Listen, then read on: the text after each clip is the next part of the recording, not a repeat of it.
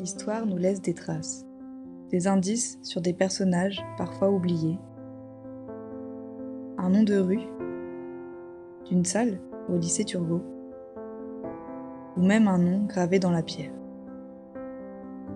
En suivant ces indices, nous avons tenté de retracer l'histoire de François Perrin dans son parcours d'homme engagé dans la résistance tant à l'intérieur de l'école qu'à l'extérieur, et ainsi devenu le héros de la résistance du lycée Turgot.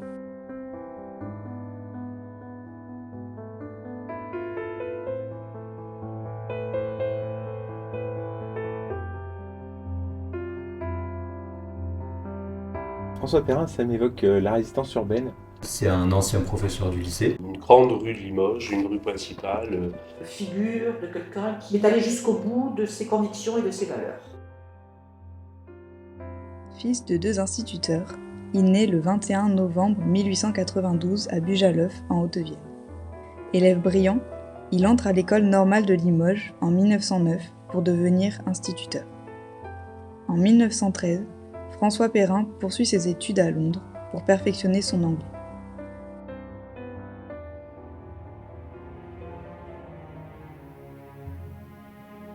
Durant l'été 1914, l'Europe entre en guerre. Le gouvernement français ordonne la mobilisation. Et François Perrin rejoint le front le 17 août 1914. Soldat courageux et vaillant, il gravit rapidement les échelons. Il devient caporal, puis sergent, et enfin sous-lieutenant en 1916. En mai 1917, il est blessé. Après l'armistice du 11 novembre 1918, il obtient la Légion d'honneur et 5 citations pour avoir survécu 45 mois au front et pour son grand courage. De plus, son engagement reste sans faille, en étant après la guerre président des officiers de réserve de la Haute-Vienne. Je crois que c'est un homme qui connaissait le combat, le risque et la mort. Et c'est une notion qu'on a du mal à approcher nous aujourd'hui, risquer sa vie, côtoyer la mort. On a l'expérience de la guerre et c'est quelque chose que peu de gens ont. Le sens de l'engagement, et puis des valeurs humaines comme le courage. Un caractère tenace, engagé, nourri d'un bon patriotisme et quelqu'un de très fidèle à sa patrie. C'est qu'il n'est pas rentré démoli. C'est un homme qui est rentré fort visiblement de cette guerre. Après sa démobilisation, François Perrin s'installe à Limoges et il fonde une famille. Il se marie avec Jeanne Trabuchère et devient père de 2 filles, Suzanne et Yvonne. D'abord instituteur, il est ensuite professeur d'anglais et entre en 1934 à l'École nationale professionnelle de Limoges, l'ENP, connue aujourd'hui sous le nom Lycée Turgot. En même temps, il donne des cours à l'École normale d'instituteurs. Ses anciens collègues disaient qu'ils le voyaient là, rentrer dans le lycée avec sa cravate, son petit canotier. On voyait qu'il était heureux de venir au contact des élèves, il était heureux de ce métier, heureux avec ses collègues. C'est quelqu'un qui a profondément aimé son travail. Quelqu'un d'inspirant aussi. Ouais, ce serait un modèle pour ses élèves qui vont toujours le respecter ou peut-être même suivre sa voie. Un professeur respecté, un ambassadeur des valeurs de la République. Et je suis sûr que c'était un homme simple et abordable. Promu officier d'académie, c'est un républicain, un humaniste, un démocrate. Très tôt, il s'engage dans la franc-maçonnerie. Il appartient à la loge des artistes réunis. Dans cette organisation, les frères échangent autour de questions sociales et politiques, dans une harmonie philosophique. Il y côtoie Armand Dutré, un compagnon qui va le suivre jusqu'aux derniers instants de sa vie. Alors la franc-maçonnerie, c'est quand même un lieu où l'on débat beaucoup de philosophie, des valeurs humanistes, des problèmes contemporains. François Perrin, il était très présent dans la franc-maçonnerie. Il semblerait qu'il était un orateur apprécié. Il appartenait à un groupe qui s'appelle les Artistes Réunis. Donc je pense que cette appartenance-là a pu leur servir dans l'appréhension de la discrétion et du secret, on va dire. François Perrin est un homme de tolérance dans les débats tout en affirmant ses convictions. Ses frères maçons le décrivent comme un ami sérieux, sûr et bon, à la poignée de main rude et réconfortante, a su allier les qualités du professeur, de l'officier et du franc-maçon.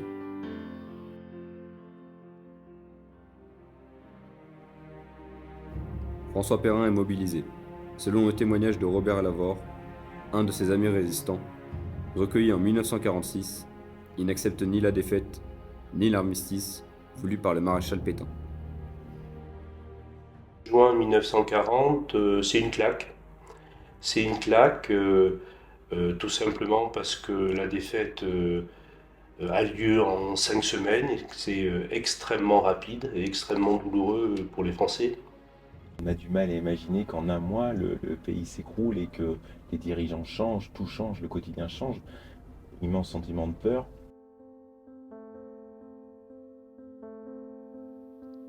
En décembre 1940, Perrin revient à l'ENP. Celle-ci est composée de 2 sections, une section commerce et une section industrie. Mais il existe également une section préparatoire au concours des arts et métiers. L'école est déstabilisée, des enseignants et des élèves de l'ENP sont morts, disparus ou prisonniers de guerre. L'établissement accueille les réfugiés de l'Exode, des élèves d'autres ENP, des militaires et des civils. En 2 mois, 10 000 repas sont distribués et les cours reprennent seulement en octobre 1940. Le régime de Vichy se met en place et impose son idéologie à l'ENP, comme dans toutes les écoles de France. C'est la Révolution nationale. La République et la démocratie n'existent plus, et pour Perrin, c'est une morsure supplémentaire. Le gouvernement de Vichy s'intéresse de près à l'école nationale professionnelle par rapport à la formation des techniciens, par rapport au développement de l'industrie. Il y a des visites officielles. Il y avait des élèves qui se méfiaient de leurs professeurs parce qu'il ne fallait pas trop parler contre Vichy, et des professeurs à contrario qui se méfiaient de leurs élèves parce qu'il ne fallait pas non plus dévoiler trop ses idées. Si je sais qu'il y a quelques professeurs qui ont émis leur position politique et leur opposition à Pétain, et qu'il y en a un ou deux qui s'affrolaient la moustache. Dans un tel contexte, de haine anti-républicaine, antidémocratique, xénophobe et antisémite diffusée par Vichy, François Perrin, en qualité de militaire, de franc-maçon et de professeur, ne peut que se mettre au service de la résistance. Donc François Perrin étant un humaniste, un homme qui est un ardent républicain, un socialiste, qui a des valeurs universelles, ne peut pas accepter ce régime de Vichy. C'est intolérable pour eux. Il est rentré dans la résistance parce qu'il a déjà fait la Première Guerre mondiale. Envie d'aider ses élèves. Il veut défendre les anciennes valeurs de la France qui ont un peu changé avec le régime de Vichy. Il choisit le pseudonyme de Bob et devient avec Armand Dutré, Valentin Lemoine, Maurice Schmitt, Charles Bach et Jean Gagnan, un des fondateurs et un des responsables du comité régional du mouvement Libération Sud. François Perrin est engagé pour la paix et le retour de la démocratie. La résistance, c'est justement des gens qui ne peuvent pas accepter certaines situations parce que ça détruit leur idéaux profond. La résistance, elle a commencé par des résistances individuelles. Écrire à la craie sur un trottoir, écrire sur un mur, très tôt des journaux aussi qui ont été diffusés. Donc, c'est au départ de la résistance individuelle, puis ensuite des petits groupes qui se constituent, des réseaux qui se constituent. Parce que les gens qui avaient cet esprit-là ne pouvaient pas se soumettre à la pensée unique de Vichy. Les résistants, c'est pas des gens qui d'un seul coup se sont révélés résistants. On a pu avoir des révélations comme ça, mais je pense que c'est des gens qui avaient une façon de penser qui les amenait de toute façon à résister. Il y a l'histoire aussi qui vous emporte, et la guerre, c'est un tourbillon qui parfois ont emporté les hommes dans leur destin. Fin avril 1942, 3 jours après l'avènement de Pierre Laval comme chef du gouvernement français, un incident éclate à l'ENP. Le successeur de Pétain, c'est Pierre Laval, chef du gouvernement. Et à un moment donné, il y a des élèves au lycée qui ont mis un portrait de Laval surmonté d'une potence et avec des mots vendus, pourris, donc des mots violents. Donc ça prouve bien que au sein de l'école n'a pas échappé aux sentiments divers de la population concernant cette guerre. En juillet, des lettres anonymes dénoncent l'ENP comme un véritable foyer anti-gouvernemental, gaulliste et anti-allemand. Perrin aurait fait partie de ceux qui ont soufflé aux élèves d'aller manifester le jour du 14 juillet. Dans la lettre de dénonciation du 19 août 1942, envoyée à monsieur l'intendant de police, il est précisé que Perrin se trouve dans tout ce qui est social, antipatriotique, anti-gouvernement. Dénoncé comme haut dignitaire de la franc-maçonnerie, Perrin est révoqué le 24 octobre 1942.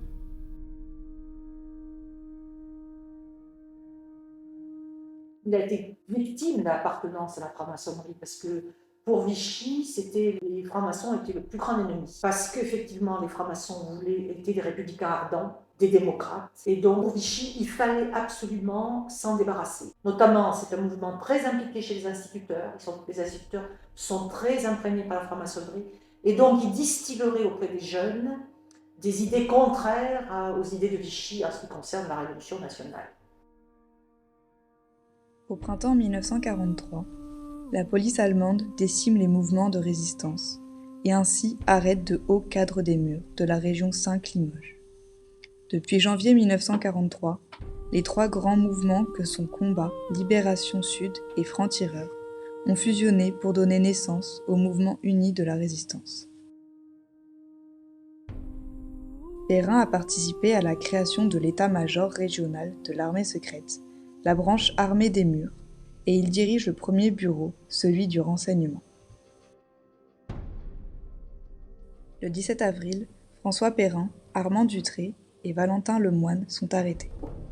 Conduit d'abord à la caserne Marceau, Perrin est ensuite transféré le 25 mai au fort de Romainville, réservoir d'otages, destiné à être fusillé en représailles suite aux actions de la résistance.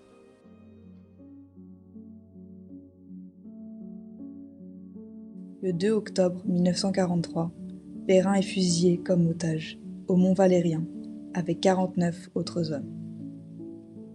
Parmi eux, 5 autres Limousins, dont des compagnons d'armes, Armand Dutré, Georges Leblanc, Maurice Muth. Dans la Marseillaise du Centre du 9 septembre 1944, une prisonnière de Romainville témoigne. Ils ont été enchaînés et hissés dans les autocars, au milieu des bourreaux qui avaient fait leur maniement d'armes devant leurs yeux pendant cette heure inoubliable. En montant dans le car, un monsieur Schmitt de Limoges a eu le cœur de crier « Courage, on les aura quand même !» D'autres criaient « Vive la France !» et envoyaient des baisers avec leurs mains chargées de menottes. Puis le sinistre convoi est parti passant rideau baissé, sous nos fenêtres fermées. Par ordre, l'exécution a eu lieu vers 20h.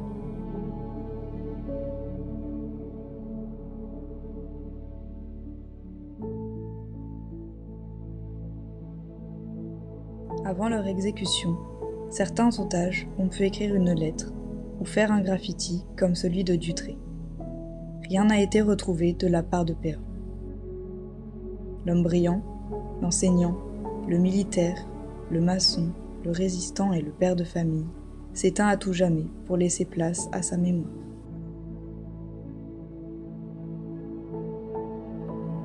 Lors de nombreux hommages qui ont suivi l'armistice du 8 mai 1945, le nom de François Perrin est gravé au monument aux morts du Mont Valérien et Jardin d'Orsay à Limoges.